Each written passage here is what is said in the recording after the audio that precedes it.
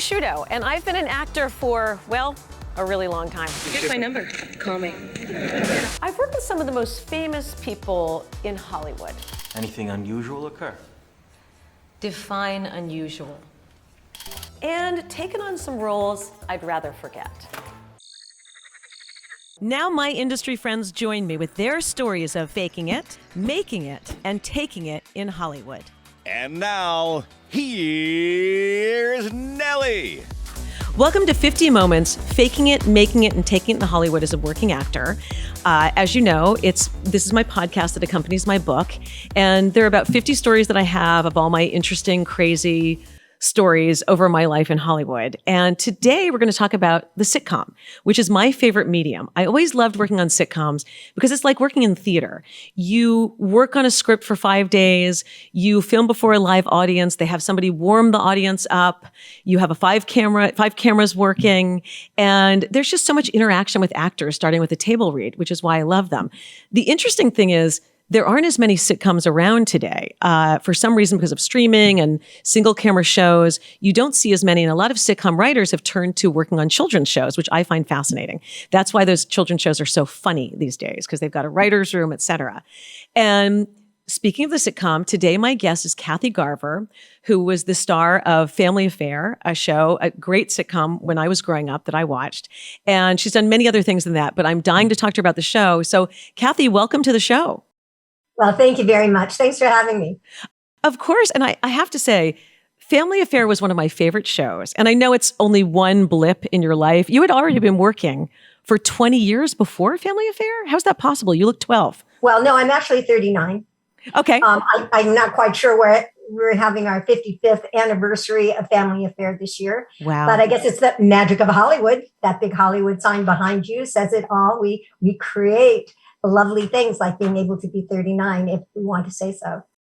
I know. You know what I always say, Kathy? When people ask me my age, I say, how much do you weigh? I love that. That is great. Because nobody wants to answer that question. Can I take that? I'll give you 10%. You can totally take it. Okay. So honestly, you had been working long before that. One of the facts I love about you is you were in the 10 Commandments.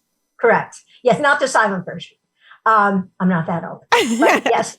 The one with Charlton Heston, that was one of my first films, and it was a great entree into the entertainment world, I must say. My first movie that I did was The Night of the Hunter, which was also and became a classic, but it was really more on the dark side than the light side of 10 Commandments. I don't know if you ever saw that. It was with Robert Mitchum, Shelley Winters, Lillian Gish, Peter Graves, just a plethora of fabulous actors. And it was the first and last movie that Charles Laughton ever directed.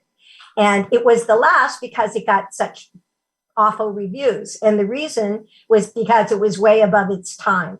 It is now considered one of the top horror films that has ever been made. It was about a murdering preacher.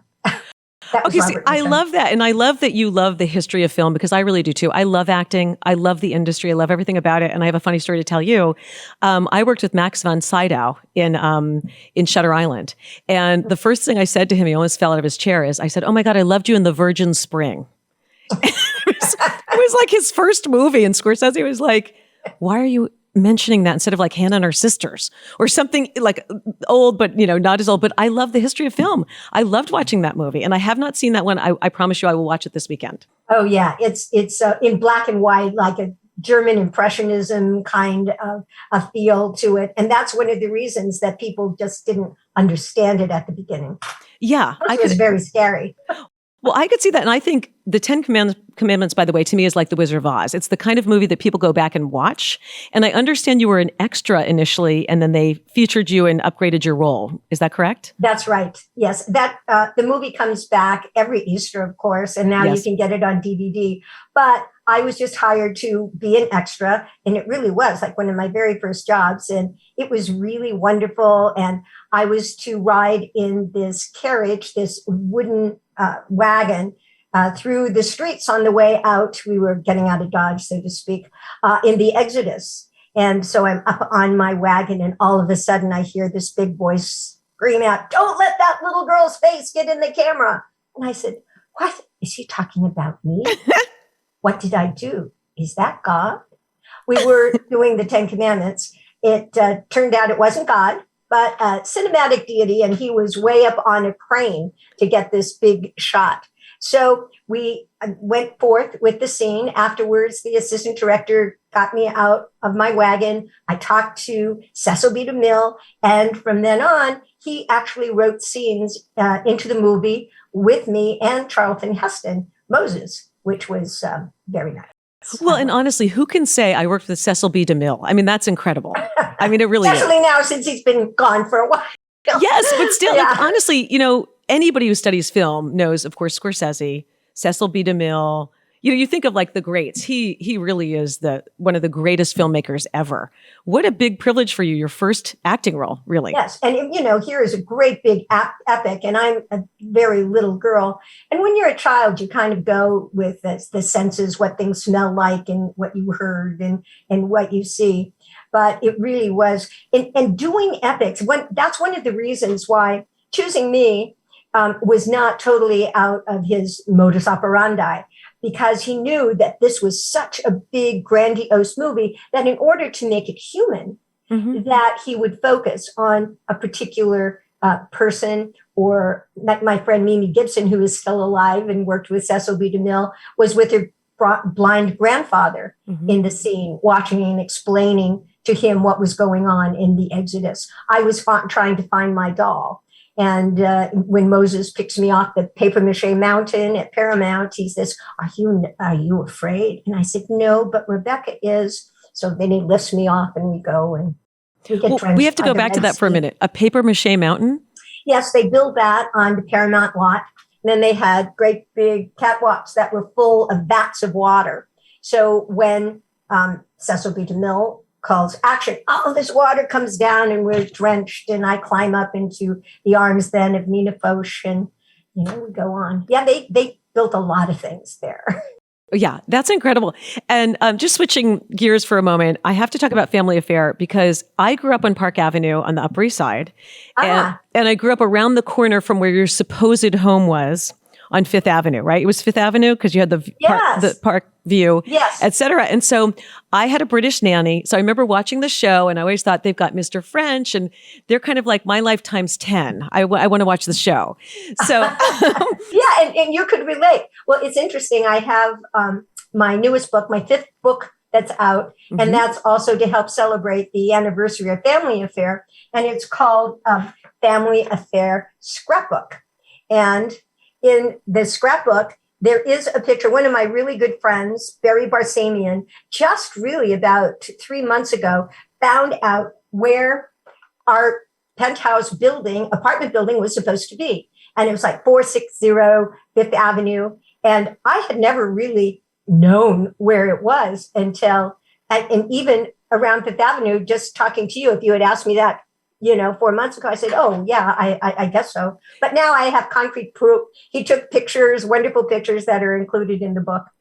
Well, and a funny story is that was like right around the corner from Jackie O's house. So, I mean, I just love that. My mother would be like, there's Jackie O. Like, just the whole history of the Upper East Side. Yeah, well, we were in good company, that's for sure. For sure. And I have to ask you, what lot did you film on? We originated on at Desilu, and that then was sold to Sony. So there we were at Desilu Studios, and so we had to find a different place to go. So we went to CBS Radford. Okay. And that used to be the old Republic Studios in Studio City. And it was a good change. We had been renting space. The producers had been renting space. But when we moved over to CBS, then there was Big Valley was shooting right next door to us. Of course, when we were in Desilu, they had Star Trek that originated the same time we did. I would go around the corner and watch them film in one take. Wow. Like 5 pages. And we never did that. We did a master shot, 2 shot of close-ups, and we were on to the next shot. Okay, so speaking of that, was it actually a 5-camera sitcom or just 1 camera? How did it work? We were on film. Okay. And so it was 1 camera for 4 years. And so that is why we would do, the close-ups. We would keep moving. And then the last year we had 3 cameras, finally. Okay. But for 4 years, we really shot more like a movie, and especially because it was film. And I certainly prefer film, especially now I'm a little older. I like it to be a little more warm and fuzzy instead of so glaring and having that high def. I wouldn't even do high def. That is just so awful. And I don't particularly like to watch it. I think it gives a real hard edge to whatever is going on. And I don't really want to be transported into a different realm with all these, I have here and here and here. I said, no, we're like in a little more fantasy. I know this isn't real. I know you shot it someplace.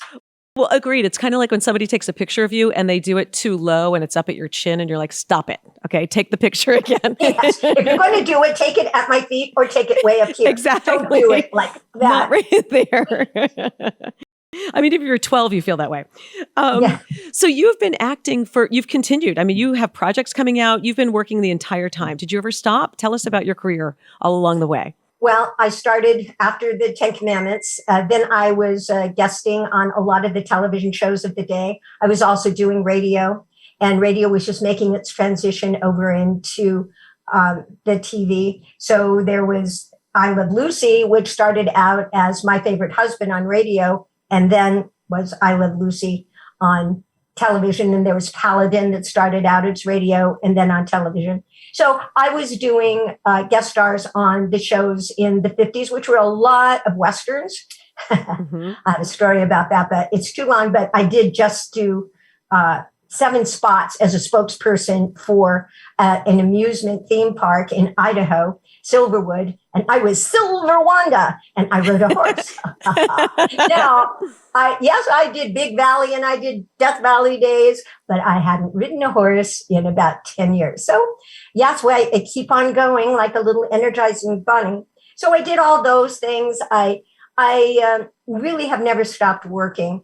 And in my other book, which came out this year, it was a very popular book when I first wrote it in 2015 in hardback. This year, they just came out again with it in paperback, again, to celebrate our anniversary. So my publisher thought that would be a good thing to do. I agreed with him. Well, I agreed. And you're beautiful then and you're beautiful now. And when I look at that, it reminds me when you said Surviving Sissy, I mean, we've all heard about sort of like the curse of the show. Do you mention that in the book? I would imagine you talk about that. Can you tell us a little bit about that? Well, sure. And they say, it was a wonderful, wonderful family. But so many tragedies seem to happen. Unfortunately, we lost Anissa Jones, who everybody adored as Buffy when she was just 18 from a drug overdose. And then Brian Keith followed. It was Sebastian that did, who died very young. Well, as you get older, it looks younger. At 59, though, just having a stroke. And then Brian Keith took his own life. He was dying actually of cancer, but his daughter Daisy had just committed suicide, and so he was very depressed, and so he took his own life. And then Johnny Whitaker was on drugs and heroin and alcohol and all that, and so they said, "Oh, this is a curse." But maybe people think that because it happened to so many people in the cast. We had a small cast; it was a small family. But it was, it happens to people. And because so many people knew these people, it became more of a thing like, they were targeted from the first. I don't know why they would call it a curse. Things happen in life, and you have to confront life and deal with it and grieve for it. And then, go on, preserve the memory. So many people watch the show because we only had 3 stations. It's not like 398 that we have now. Yeah. And it was international hit in one of the first movies or first TV shows that they had in China. But it was in France and all the southern countries, South American countries, Mi Adorable Sobrinos and Libre Oncle in German and Chat Oncle in France. So. Well, and I think the old sitcoms like your show really had a way of teaching you a lesson in each episode that was very valuable. And I think that's why it probably crossed over into China and other countries, et cetera. Don't you agree? Absolutely, because one of our producers, Ed Hartman, who was a fabulous writer and wrote for Bob Hope and Abbott and Costello, lots of humorous things. He also wrote crime mysteries and everything. But I have a quote in actually the new book that's coming out that he made, that the story is the fabric of filmmaking. If you don't have a story, then, you just have a bunch of sound effects and other effects. Bells and whistles nothing. and yeah. Yeah. And so, he says, well, it's like doing a story. There's a palm tree and you set out to climb the palm tree. You climb up on the palm tree, you get up to the top, you look around, how are we going to do this? I know the way to do that. And then you slide down. So it's introducing the problem, solving the problem, and the denouement, which has been a classic literary style for decades. Yes, it has. And it's so, first of all, you're so impressive. And I think it's great for people to, whether they're actors or in the business or any other business, to understand that you've worked all your life because you love what you're doing. And I think also for child actors out there, or for people who are fascinated by child actors, you really had a strong family background, right? And parents who protected you, which really helped you, right? When we think about Britney Spears today or other people like that, you were really well protected and taken care of by your parents, correct? Absolutely. And I had a couple of other things going for me, in the fact that I had an education and I went to UCLA, graduated, went back for a master's degree, and my parents didn't take all my money. In my third, I think it was, what I wrote was Ex-Child Stars, Where Are They Now? Okay, and in this book, I really point out what happened to some of our favorite television stars, our child stars. They're in the 50s, 60s, and 70s.